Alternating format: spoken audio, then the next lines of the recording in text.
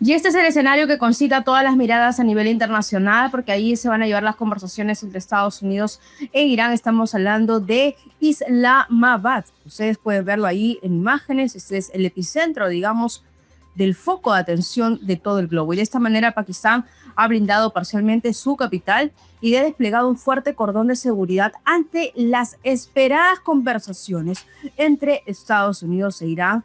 El gobierno local ha declarado feriados, ha reforzado también la zona roja y ha activado un operativo especial para recibir a las delegaciones que buscan transformar la actual tregua en un acuerdo más estable. Ahora, todo indica que los contactos entre ambas partes se encaminan para este sábado en una cita encabezada por el vicepresidente estadounidense J.D. Vance, aunque circulan varias versiones sobre retrasos en la llegada de los negociadores, ¿no? Y esa razón no ha sido todavía confirmada de manera concluyente, pero sí llama la atención. En cualquier caso, el mensaje político es claro aquí. Islamabad se ha convertido en el escenario del primer esfuerzo serio para evitar una escalada y que ese conflicto vuelva pues a profundizarse. Pero la gran pregunta es, ¿realmente pasarán estas negociaciones o quizás Irán podría decir que ya no? Bueno, lo interesante aquí es que el presidente de los Estados Unidos, Donald Trump, ha lanzado un tweet. Este es el último tweet que marca la jornada y lo vamos a ver en pantalla porque sin lugar a dudas ya está generando repercusiones. Lo vamos a poner a full pantalla para que ustedes vean este mensaje contundente que ha lanzado el presidente de los Estados Unidos.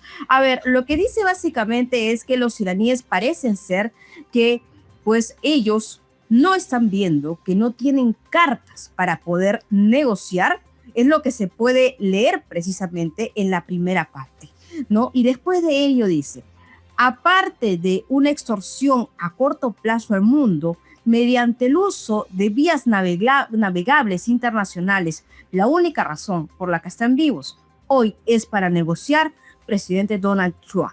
Así es, y me parece que es concluyente la primera frase que ha utilizado el presidente de los Estados Unidos.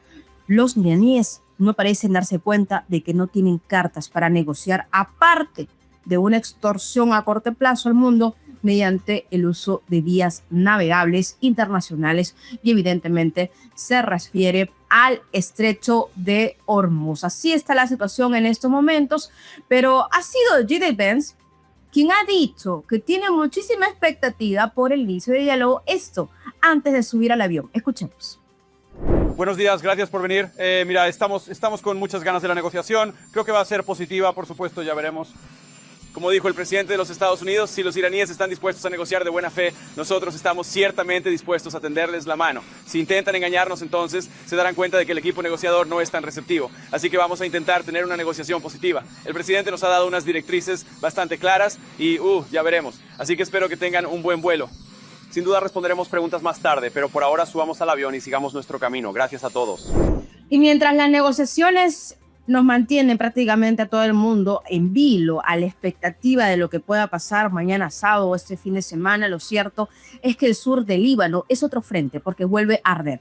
Israel ha desatado una nueva oleada de ataques sobre Nabatie, que es una de las ciudades históricas, lo están viendo en estos momentos, más importantes de esa zona, en medio de una escalada que golpea áreas urbanas donde están civiles y eleva al máximo el riesgo para la población. Las imágenes muestran destrucción, humo, caos, reflejan la magnitud de una ofensiva que profundiza la crisis en la frontera y reaviva el temor a una expansión del conflicto. Y ahora, del otro lado de la frontera, la respuesta no se ha hecho esperar. Un misil lanzado por Hezbollah ha impactado en la ciudad israelí, estamos hablando de Nahariyah, en el norte del país, en el norte de Israel, en una nueva señal de que la tensión sigue escalando más y más sin contención. El intercambio de fuego entre ambas partes mantiene la alerta a toda la región y refuerza el temor de que este frente entre Israel y Hezbollah entre en una fase todavía más peligrosa, teniendo en cuenta que son momentos sensibles, son momentos críticos donde podrían darse esas negociaciones entre ambas partes, y me refiero a los Estados Unidos e Irán. ¿Será acaso un factor condicionante que se ponga sobre la mesa? Eso es lo que vamos a esperar. Y en medio de la creciente escalada que se mantiene en la región, en Medio Oriente, sobre todo en la frontera norte de Israel, la frontera con el Líbano, el jefe del Estado Mayor de Israel, estamos hablando de Eyal Zamir, dejó en claro que para su país la guerra en el Líbano está lejos de terminar. En un mensaje contundente descartó cualquier posibilidad de un alto al fuego y subrayó: el principal frente de combate sigue siendo la lucha contra Hezbollah, y mantiene invasión en el sur del Líbano, este grupo al que Israel acusa de mantener una amenaza latente, constante sobre sus comunidades en el norte de ese país. Ahora, Zamir ha asegurado que el objetivo es desmantelar toda la capacidad bélica de Hezbollah, su capacidad de ataque, y garantizar que los civiles israelíes en el norte puedan regresar también a sus hogares con seguridad. Y en medio de una de las mayores escaladas en el frente norte, me refiero al frente norte de Israel, el primer ministro de ese país, Benjamin Netanyahu, ha anunciado que su gobierno va a impulsar negociaciones directas con el Líbano. Esto en un movimiento político tan inesperado, tan inusual como sensible, mientras los ataques continúan. Nosotros hemos visto ataques ya cruzados contra Hezbollah, ¿no?, que continúan sin pausa, y según también la información que se maneja, estas conversaciones tendrían un sentido doble. Primero, desarmar al grupo chií de Hezbollah y avanzar hacia el establecimiento de relaciones pacíficas entre ambos países que siguen técnicamente en guerra desde 1948. ¿Qué les parece si escuchamos a continuación a Benjamin Netanyahu? אני מבקש לומר לכם, אין הפסקת אש בלבנון. אנחנו ממשיכים להכות בעוצמה את חיזבאללה, ואנחנו לא נעצור עד שנחזיר לכם את הביטחון. ההישגים הכבירים שלנו, גם באיראן וגם נגד ציר הרשע, הביאו לשינוי היסטורי במעמד של ישראל באזור. הם גם הביאו לשינוי לקשרים שלנו עם מדינות, קשרים שלא היו בעבר. לאחר פניות חוזרות ונשנות של ממשלת לבנון לפתוח איתנו במשא ומתן לשלום, אני הנחיתי אמש בקבינט לפתוח במשא ומתן ישיר עם לבנון כדי להשיג שני יעדים. אחד, פירוק חיזבאללה מנשקו, והשני, הסכם שלום היסטורי בר קיימא בין ישראל ללבנון. ישראל חזקה מאי פעם, איראן חלשה מאי פעם. אני כבר הבאתי 4 הסכמי שלום עם מדינות ערב, אני מתכוון להביא עוד. שלום אמיתי, שלום מתוך עוצמה. Y mientras Israel y Líbano se preparan para abrir un nuevo canal de negociación, esto en Washington, Hezbollah ya marca su línea roja. En este mensaje difundido que ustedes van a ver a continuación por Al-Manar, y es atribuido al jefe de Hezbollah, me refiero a Naim Qassem, el grupo chií ha exigido al gobierno libanés que deje de hacer concesiones gratuitas a Israel en una señal de abierta resistencia frente a este acuerdo que, de hecho, podría debilitar su poder militar y político. Y para mí es un verdadero placer estar en estos momentos con Santiago Vidal, analista político. Muchísimas gracias por estar con nosotros, Santiago. Hola, Carmen, muchas gracias por la invitación. Santiago, hay muchas cosas de que hablar. Evidentemente, también vamos a profundizar lo que está ocurriendo en el norte de Israel, en el sur del Líbano, con estos ataques cruzados, que ya también hemos visto imágenes impactantes de precisamente ataques contra civiles, ¿no? Es decir, residencias. Pero más allá de eso, creo que el foco de atención en estas últimas horas va a ser estas conversaciones que se van a llevar a cabo en Islamabad, me refiero a Pakistán. ¿Qué tanto podría ser esto viable de llegar a un acuerdo concreto? Porque ya han habido negociaciones truncadas donde la desconfianza marca la agenda, Santiago. ¿Qué podríamos decir al respecto? Bueno, primero que todo tenemos que entender los actores que se encuentran en este momento en la negociación. Primero tenemos a los Estados Unidos de América, que quiere llegar a un acuerdo, pero es un acuerdo que esté en los intereses de los Estados Unidos, bajo las condiciones de los Estados Unidos, y un acuerdo que la administración de Trump pueda asegurarse de que el régimen iraní no pueda tener una arma nuclear o cualquier tipo de avance nuclear por los próximos 20 o 30 años.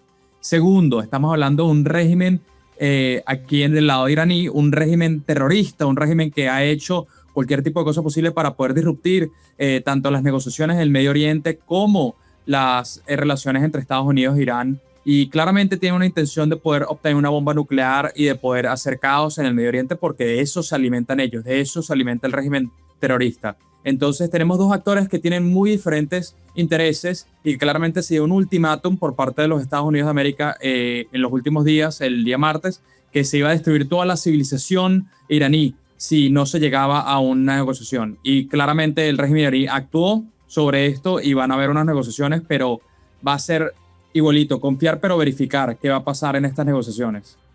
Confiar, verificar y también ver si hay una movida militar o bélica del otro lado.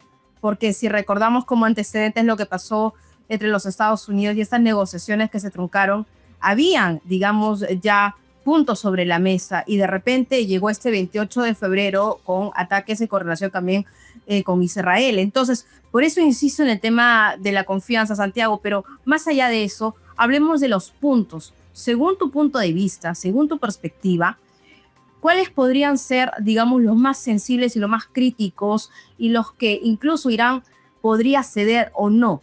¿Dónde está realmente el meollo del asunto?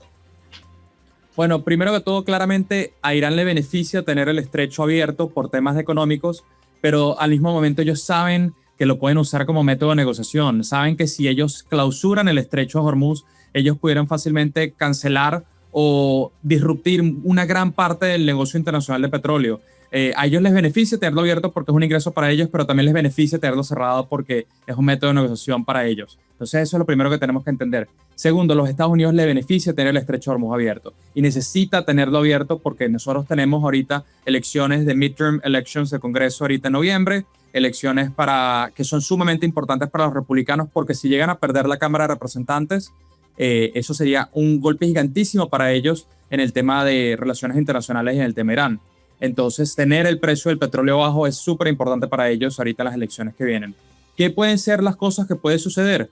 Puede haber un alto al fuego en las próximas semanas, pero no creo que los Estados Unidos estuviera de acuerdo o que esté en negociación o abierto para un plan a largo plazo con que el régimen iraní se quede. Yo creo que la administración de Trump, en mi opinión, sí tiene como objetivo eliminar al régimen iraní o hacer un cambio de transición, un régimen de transición en Irán que sea distinto.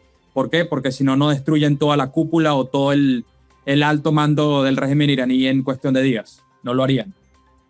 Correcto, Santiago. Ahora vamos a pasar al otro frente, y es que el primer ministro israelí Benjamin Netanyahu ha dicho en las últimas horas, ¿no?, que podría ya impulsar negociaciones directas con Líbano. Esto en un movimiento político inusual, ¿no? Si podríamos decirlo de alguna manera. Porque claro, entendiendo que una cosa es Hezbollah y otra cosa es el Líbano, y que Hezbollah tiene su bastión en el sur del Líbano y que no tiene que ver con el gobierno del Líbano.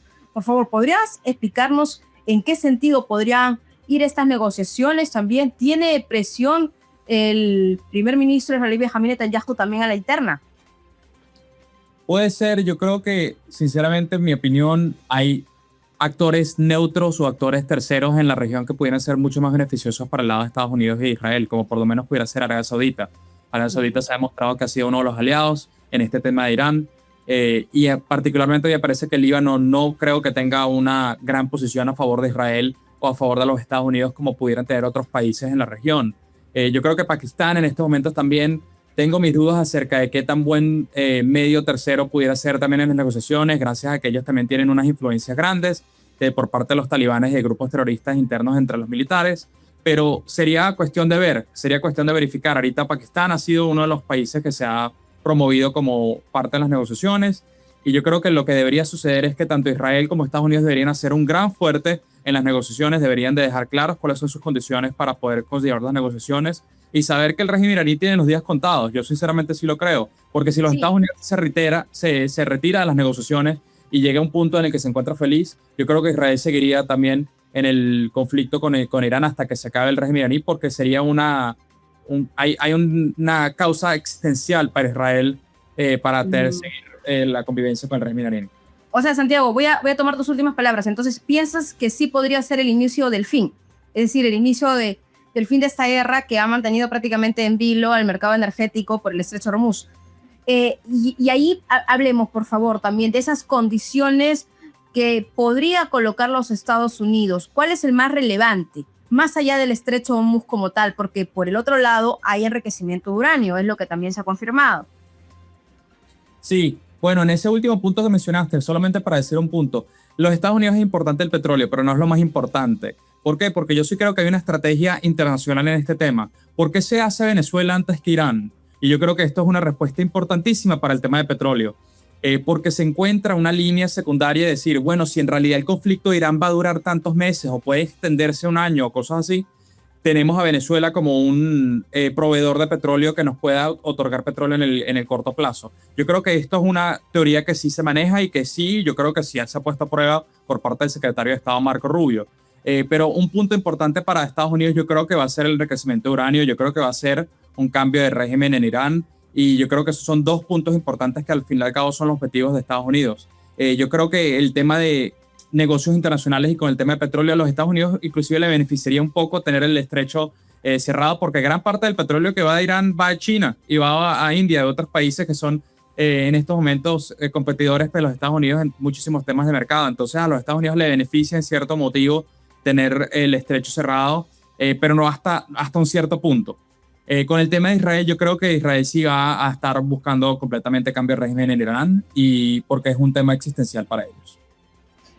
Santi, ahora pongamos en el escenario hipotético de que los negociadores no lleguen o quizás digamos que no hay un acuerdo. ¿Cuál es la otra fase de esta escalada? ¿Qué es lo que podría pasar? Y aquí tomo también el mensaje que ha lanzado Donald Trump a través de Truth Social, ¿no? Que dice que los iraníes no tienen cartas para negociar. Hay que tomar un poco con agua fría los comentarios del presidente Trump en estos momentos porque de acuerdo. Hay que entender que el régimen iraní tiene una excelente habilidad que es existir. Ellos han creado una habilidad excelente, como yo lo refería en otra entrevista hace poco con el régimen cubano. Yo decía que el régimen cubano era con carachas porque podían sobrevivir hasta una bomba nuclear. Yo creo que también el régimen iraní se puede usar esa frase. Son excelentes en poder sobrevivir muchísima presión. Y en estos momentos los Estados Unidos lo que tiene que hacer es seguir la presión alta, ver hasta qué punto el Estado iraní va a querer negociar y confiar pero verificar. Aquí estamos hablando de que están negociando con terroristas en muchísimos aspectos. Están negociando con un régimen que asesinó a 40.000 personas aproximadamente en el mes de enero y febrero durante las protestas. Está muy complicada la situación, pero hay que confiar pero verificar. Y en estos momentos yo creo que lo que hay que hacer es una negociación que sea con cuidado, con la presión que siga, pero los Estados Unidos tienen un incentivo de que esto se acabe, que este conflicto se cierre. Si pasa fuera de los 60 días, el Congreso tendría que autorizar más acción militar dentro del régimen iraní sin que el presidente esté de forma ilegal actuando aquí en los Estados Unidos, porque él puede actuar de forma militar dentro de los 60 días, pero si llega a pasar necesitaría el Congreso de su lado y esto sería muchísimo más complicado de poder obtener. Qué buen punto ese el que has tomado, porque aquí podríamos también hablar sobre una posible prórroga, ¿no? Porque, claro, si por un lado ocurre este escenario que tú estás poniendo sobre la mesa, pero también se esa prórroga, digamos que habrían algunas situaciones que todavía no hay un acuerdo en concreto, pero da una pequeña esperanza al final de ese túnel o estos ataques cruzados que han habido desde el pasado 28 de febrero y podría darnos, digamos, cuenta de que ya estamos llegando al fin de todo esto. No sé qué tengas que decir al respecto. Sí hay que ver que las amenazas del presidente Trump al régimen iraní son reales por un tema interno de política americana. Este conflicto iraní no se puede extender para él 6 meses o un año.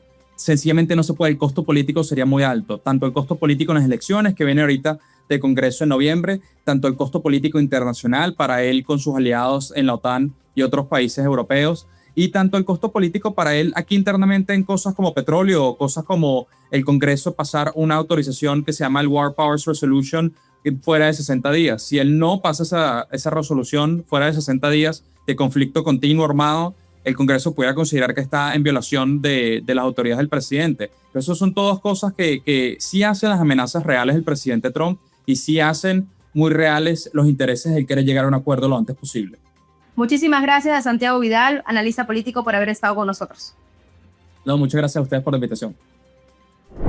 Con el estrecho de Hormuz convertido en uno de los puntos más sensibles del planeta, el primer ministro británico Keir Starmer ha movido sus fichas en dos frentes. Habló primero con Donald Trump y recorrió el Golfo para impulsar un plan que permita reabrir el estrecho de Hormuz cuanto antes, porque esta es una ruta vital. Recordemos que por ahí pasa el 20% del crudo para el comercio mundial, para el mercado energético. Y ya según reportes internacionales, Starmer y el presidente estadounidense Donald Trump han coincidido en la necesidad de una tregua a las acciones concretas con la libertad de navegación como prioridad inmediata, y también la meta es clara: restablecer el paso seguro de buques en un corredor vital por donde circula una parte crucial de todo el crudo en el globo. Bueno, anoche tuve una conversación con el presidente Trump y le expuse los puntos de vista de la región aquí. Estos estados del Golfo son vecinos de Irán y, por lo tanto, si el alto el fuego se mantiene, y esperamos que así sea, debe involucrarlos. Tienen opiniones muy firmes sobre el estrecho de Hormuz. Bueno, pasamos la mayor parte del tiempo en la llamada conversando sobre el plan práctico que va a ser indispensable para poder garantizar la navegación segura a través del estrecho y, por supuesto, el importante papel que el Reino Unido está desempeñando en esta situación. Desde hace ya un par de semanas hemos estado formando una coalición de naciones que ahora supera los 30 países, trabajando en un plan de acción político y diplomático, pero también analizando las capacidades militares y, de hecho, la logística para el movimiento de embarcaciones a través del estrecho. Así que ese fue el punto central de la conversación anoche, una meditación sobre lo que se ha estado exponiendo aquí, pero también esa concentración en un plan de acción práctico en lo referente a la navegación por el estrecho. Bueno, Israel ha dado un pronunciamiento, y me refiero concretamente al primer ministro israelí Benjamin Netanyahu, y ha hablado sobre la diplomacia en España. Ha mencionado que el gobierno de Pedro Sánchez, el gobierno del jefe de España, del gobierno español, está liderando una guerra diplomática por lo que pagará un alto precio, ¿no? Eso ha sido parte de un comunicado difundido este viernes. El Ejecutivo israelí ha ordenado expulsar a los representantes españoles en el órgano multinacional Centro de Coordinación Civil y Militar, por sus siglas, que supervisa el alto al fuego alcanzado en la Franja de Gaza en octubre del año pasado. Vamos a escuchar a Benjamin Netanyahu. Israel no guardará silencio ante quienes nos atacan. España ha difamado a nuestros héroes, a los soldados de las FDI, los soldados del ejército más moral del mundo. Por lo tanto, hoy he ordenado expulsar a los representantes de España del centro de argumentación en Kiryat Gat, después de que España haya elegido una y otra vez posicionarse contra Israel.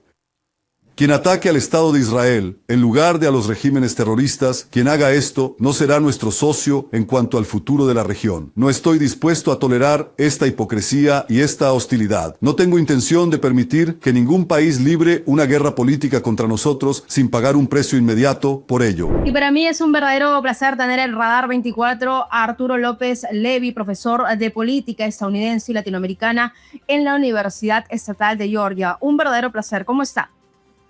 Un gran gusto, Carmen. Qué placer estar en contacto con usted y la audiencia peruana. Profesor, de hecho nos ve también la audiencia latinoamericana para poder entender lo que está pasando en estos momentos. Hay mucha expectativa por estas negociaciones que podrían llevarse a cabo mañana, pero todavía todo se mantiene en vilo. Todo realmente es inconsistente en el sentido a los últimos pronunciamientos del presidente de los Estados Unidos, Donald Trump. ¿Podemos colocar el tweet, por favor?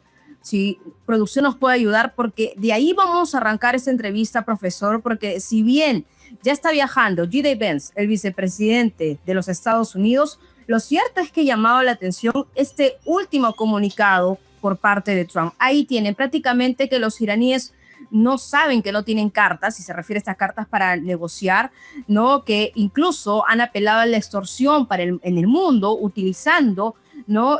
Las vías navegables, se refiere al estrecho de Hormuz. La única razón, dice, de que ellos estén vivos en estos momentos es para negociar. Presidente Donald Trump, ¿cuál es la lectura al respecto, profesor? Mire, yo creo que una cosa especial al hablar de la diplomacia del presidente Donald Trump es que él, como diplomacia pública, no le da un valor fijo a las palabras. Él suelta globos de sonda, globos de prueba, que pone a funcionar, a buscar la reacción y la respuesta de aquel con el que está tratando de negociar. Este es un presidente que puede decir hoy una cosa y mañana lo contrario. Y es importante ver estas cosas que él está diciendo como parte de un esfuerzo común en el cual él aparece como la especie de policía malo o como con la teoría del dirigente loco en el cual trata de asustar a los que están del otro lado. Claro que los iraníes tienen cartas en la mano y claro que una acción como la que dijo Trump de destruir para siempre la civilización persa no es un acto que él pueda tomar a la ligera. Correcto, profesor. Importante lo que usted dice, pero sin lugar a dudas, ¿qué tan realista puede ser una negociación cuando ya incluso se había hablado de que Pakistán iba a ser foco de negociaciones y prácticamente hubo otro tipo de respuesta por parte de los Estados Unidos? Entonces, ¿estamos ante una negociación encaminada realmente ya con la presencia de J.D. Vance? Porque lo que también ha trascendido en las últimas horas es, digamos, el retraso de los negociadores por parte de Irán. Mire, aquí todo cuenta y obviamente la brecha entre las dos posiciones, entre la iraní y la posición norteamericana, con los 10 puntos de Irán, los 15 puntos de Estados Unidos, la brecha es bastante grande. Pero en una negociación de este tipo, obviamente, si las partes se han sentado es porque existe una mínima voluntad. Esa mínima voluntad, obviamente, tiene que sentarse, conversar, encontrar caminos, tratar de que no estalle en orgullos, en egos, y por eso está el formato. Creo que la audiencia sabe que el formato es que hay una habitación donde los pakistaníes negocian con los iraníes y otra habitación creo que se llama el Hotel Serena, donde van a estar reunidos con los norteamericanos. ¿Esto por qué se hace en una negociación? Para evitar que los egos, las posturas, los ánimos calientes frustren una conversación sustantiva sobre los temas.